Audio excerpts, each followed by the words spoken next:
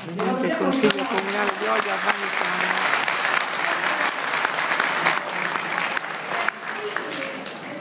Anche lui a portare avanti questa battaglia sulla zona franca.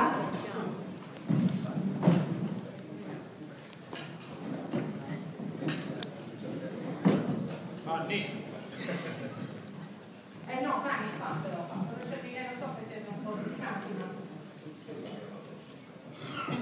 Allora, l'avvocato Francesco Scippo ha parlato di ciò che si potrebbe fare da subito. Allora, una domanda che si fanno tutti, ma la faccio io, ma credo che sia un po' una domanda che si fanno tutti, è: ma perché se noi, una cosa certa c'è, che abbiamo il tribunale, ma perché se noi li potremmo attivare, non sono stati mai attivati in tanti anni?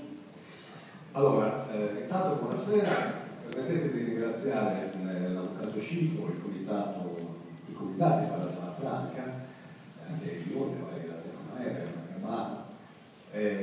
la dottoressa Randaccio. L'avvocato Scippo ha fatto una ottima esposizione dal punto di vista giuridico, dotta anche esposizione, che risparmia anche molta parte del mio intervento. Perché non è stato fatto?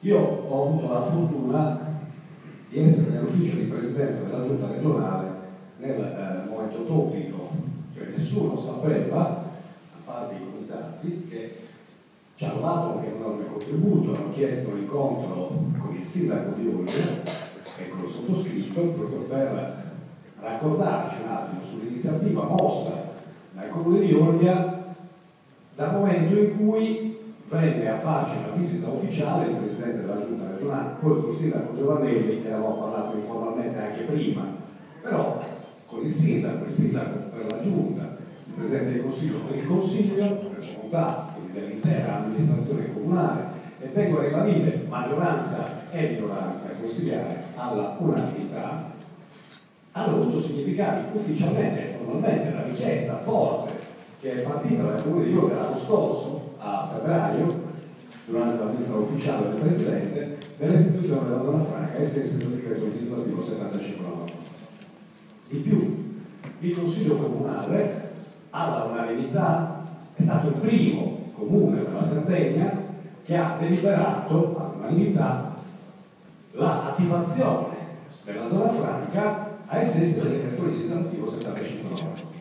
Lo ha fatto con una delibera del 30 aprile, al quale è seguito un altro incontro ufficiale tra il sottoscritto per conto del Consiglio e il sindaco di Olbia a Villa del Voto il 18 maggio del 2012. Il 18 maggio del 2012 abbiamo deciso insieme al presidente Capellacci a Villa del Voto e all'assessore ai enti locali Nicolò Grasso, che era presente all'incontro, di formare un tavolo di lavoro per addivenire finalmente alla definizione di ciò che era avvenuto, lo ha spiegato l'avvocato Scippo.